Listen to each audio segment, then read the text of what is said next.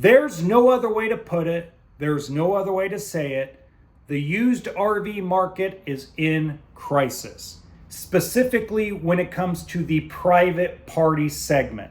So you got private sellers, whether it's a travel trailer or fifth wheel or toy hauler or motorhome. You got a private citizen selling their own travel trailer or van conversion, etc. And then you got private party sellers, people that refuse to buy from dealerships because in some states there's advantages. Like, for example, Arizona, Nevada, if you buy a private party vehicle, you don't pay sales tax, etc., etc., etc. Now, the problem is there's a cesspool of problems, a catastrophic number of issues that are occurring within this market, and it's not pretty. Welcome to HB RV Lifestyle, the podcast.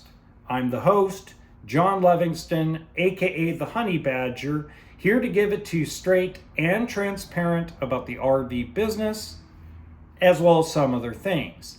Now, set aside the loans and financing. I'll cover that a little bit later on in the episode. I've covered that a lot over the years. Just over time, I've talked about it a lot. That's not the biggest issue right now. The biggest issue I'm seeing from Facebook Marketplace to Craigslist to RV Trader to TikTok, etc., is the sellers have set the bar on their price of here, but want the unit to be in absolute perfect condition as if it's double the price. I am not kidding you. So I ran into this yesterday in a kind of weird way. So I had a customer call me that was actually selling their unit privately. Okay, they actually ordered a truck camper. We gave them a trade value. They actually were going to come and consign the unit because they're like, you know what, really don't want to deal with it. But before we consign it, let's throw it up on Facebook Marketplace, like I do with a lot of inventory, and let's see what we get, right? We'll do it for like 2 weeks, and if we don't sell it or we don't get really big interest, then we'll just come consign it with you, John. And I said, okay, cool. So they brought the trailer in, and I went through it with them, and they went and took pictures. I showed them how I do my videos, and boom, they off and ran with it. Now, the good news is they had a lot of interest. They had over, I think, 75 inquiries on that trailer over probably the first 4 or 5 days it was on Marketplace. And they were super excited. And they were like, who can we go to? Who can we send people to go get financing, et cetera, et cetera. They have a 2014 travel trailer. They're selling it for $12,000. It's a 2-bedroom travel trailer, one of the most sought after used pieces because a ton of people are trying to live in a coach and they want like a 37, 38 foot multiple slide trailer with 2 separate bedrooms. Those don't last on dealer lots, period. And it's in decent shape. It's not the best, okay? It's 13 years old. They used it really well, but everything works. The roof is in great condition. They have the body sealed every 3 to 4 years. They do everything maintenance-wise you're supposed to do to a trailer to make sure everything works out. They replace the hot water heater, etc., etc., etc. The point I'm trying to make is every person that showed up was like, would you take $5,000? Would you take $4,000? Would you take $3,000? I know you have it listed for 12, but would you take $2,500? These are not dealers trying to buy this. In fact, we offered them a number that is larger than what they're getting offers on, and we've seen the trailer in person. There is so many private buyers that are absolutely thinking, oh, the market's crashing. These people are going to get desperate to get rid of their shit. The internet is full of lies.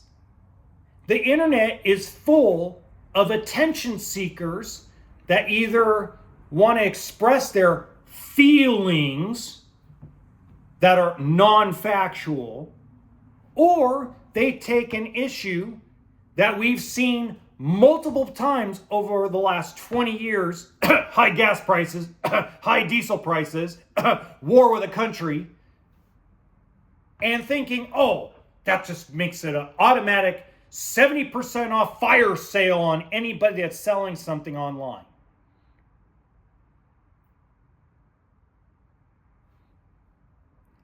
I mean, that's ridiculous. Why are you wasting these people's precious time? Seriously. I have people that come by this dealership lot and give me the old all the time. But that's my job. I come to work and get paid to get stroked. Okay? Seriously. Like any dealership person that works at a dealership, you're paid to get stroked by 99% of the people that walk into the dealership. Probably 1 to 4% of people that actually walk on the lot eventually buy. Everybody buys over the phone or over the internet these days. People that walk on a dealership lot seriously have almost zero interest in actually buying. Just like with cars. Cars are almost virtually the same thing. The only reason somebody goes to a dealership is to just look at the car and possibly test drive it. 99%, I guarantee you it's pretty close to 100% of actual real car deals by people who actually have cash or people that actually have good credit actually buy over on the internet. They do it through Carvana, they do it through Cadillac, they do it through GMC. Everything now is done on the phone. So it's my job. I'm an employee. It's my job to get jerked off. It's not a private seller's job to have 20 people come to their house because they got to see it. And then when they're asking 10 grand, 12 grand, and a dealer offered them more than $6,000 on that trailer, and you're offering below what dealers were willing to pay outright for it, you're just an idiot. Why am I on private seller's side on this? Because it's not their job. Now, that's not to say that there aren't sellers out there that are lying about the condition of their trailer, or they take shitty pictures, or they take too good to be true pictures in video. I get it. Okay? There are people out there that misrepresent what they have owned and what they actually, the condition of them. I get it. But these folks, as an example, are not those type. So I'm getting it on consignment. Because they're like, I'm not dealing with it anymore. You deal with it. And consignment's not a bad idea. Okay? You don't make, you lose out on some money. You do. You lose out on a little bit of profit margin that the dealer's going to make, plus the safety, plus the prep. And the reality is, the only difference is you get more money on consignment than you do on trade or on a purchase outright, because there's less risk from the dealership's perspective. I had a lady who brought a trailer down that I can only give her like $1,500. We end up actually getting her a check on consignment for almost $7,000, because it doesn't cost anything to have it on the lot. That's a big swing. So it didn't cost me any money to make the little bit of profit margin we made on that trailer. It was in great shape. We found a cash buyer, somebody that was going to use it for their farm. Found it on TikTok, even though TikTok is a cesspool itself right now. So there's opportunities for consignment. There are. Consignment keeps the business in. Now, there are some dealers out there that do dumb shit. Okay, Carson Pass RV in California, allegedly not paying 59 people on their sold consignments doesn't help people feel comfortable with it. Okay? Doesn't. And I say allegedly because there hasn't been any update in the last 5 weeks on what that's all going down. But the reality is I don't know. To me, it's tough because the expectations of what you're spending money on is ridiculous. If you're going in with a mindset you want to spend 10 grand or less on a truck camper, and you keep finding that 10 grand truck campers are shit boxes and they look like crap and they're in terrible condition. Why do these people lie about the condition?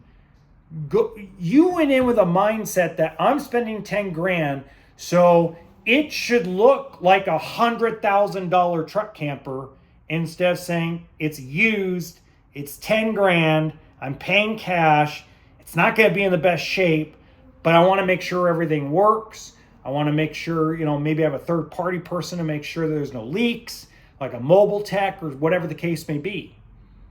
But we have to stop this crap and this bullshit about thinking that when I'm going to a person's house, that this is if it's not perfect, I'm not buying it. What I personally have witnessed somebody walk into the dealership on a used travel trailer I have in stock, and when I did my video on it, I pointed out all the water stains everywhere on this trailer. It's a little A-frame. Okay, it's in curtains and everything else. Now, we double checked to make sure nothing's leaking anymore. We had big rainstorms. I filmed it during a rainstorm. That way anybody and everybody could see it doesn't leak. But it did leak in the past. So we set it at a price that's below what dealers would consider the trade-in value. We set the price at $9,500. The retail book, without adding anything, is closer to $16,000. So you're pretty much buying it for dirt cheap. But when they walk in, even though they see it's a deal, they go, well, if it's in a lot better shape, I might consider it. What are you talking about? You're spending 10 grand. Show me where a $10,000 A-frame is in better shape. That's a 2022 that has everything work. Well, we haven't. That's why we haven't bought anything.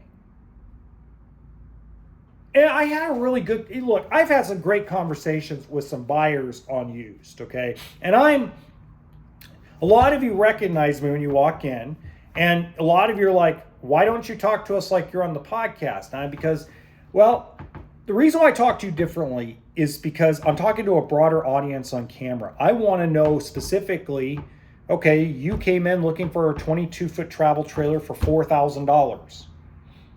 What are your expectations? And I'm finding out a lot of you have not bought because your expectations are way up here, but your budget's way down here.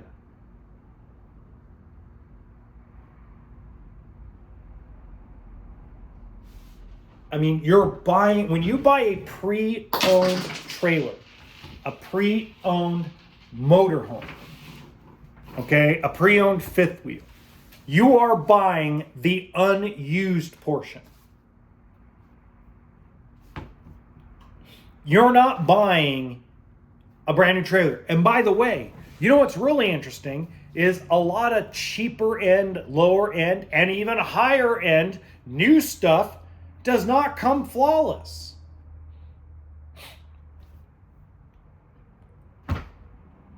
I know that pisses a lot of you off. Sometimes it pisses me off, especially if I see something like a Riverstone or a Mobile Suites and it comes in with, a ding in a cabinet. Even though it's one cabinet door, it's like it just stares at you and you're like beating eye on it. Like, really? The entire thing's everything else but that stupid cabinet. And the manufacturer's like, well, it's 4 weeks before we can get you a new cabinet.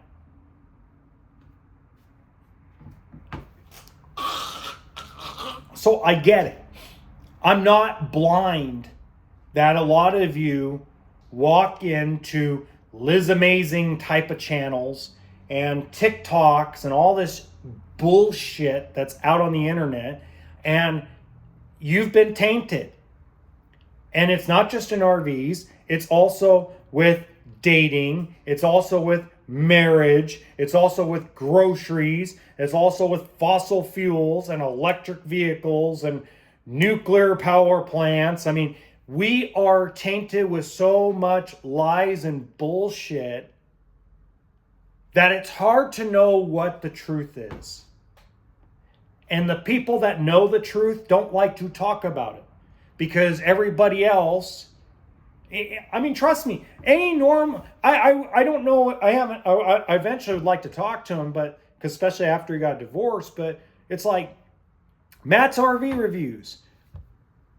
I don't blame Matt for keeping his divorce under wraps. I mean, I can only imagine if you see the hate I get on a daily basis, I can only imagine what Josh the RV Nerd, Liz Amazing, and Matt's RV Reviews gets. Because they're larger channels. I can only imagine guys, folks like that, they must get daily hate mail. And even though Greg Carson has a smaller channel than me, I can only imagine the hate he gets, especially from folks that own a Brinkley.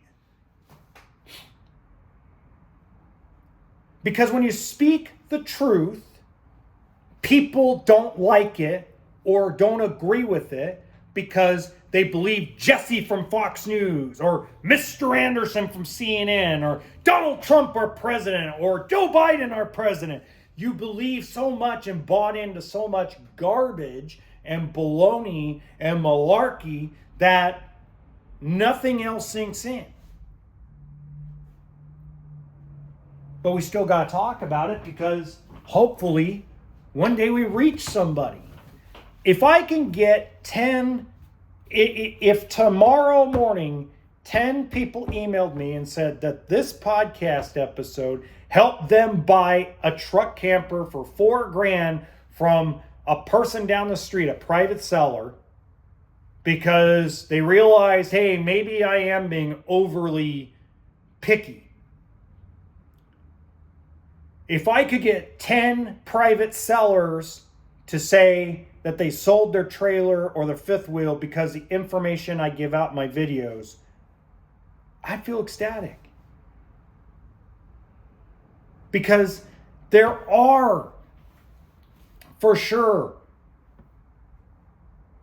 there's pros and cons to buying privately and buying from dealerships.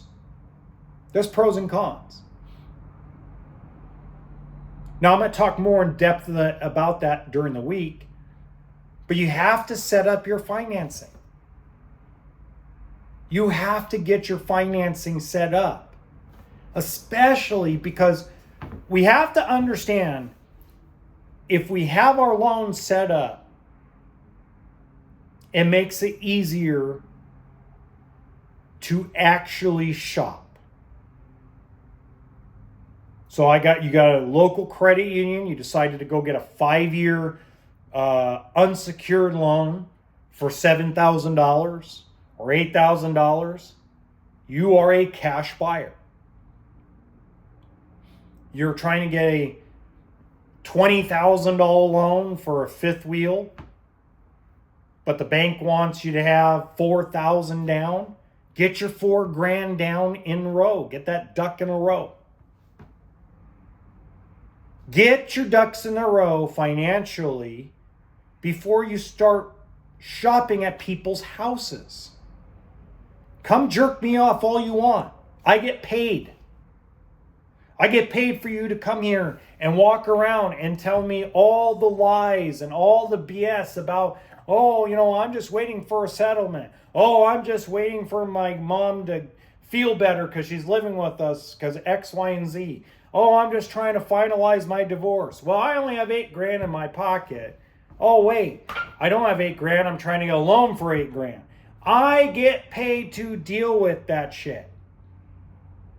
the person selling their travel trailer that they own from their house or their storage facility, they're not paid for that crap. So until next time, remember, RV always stands for toolkit and sense of humor.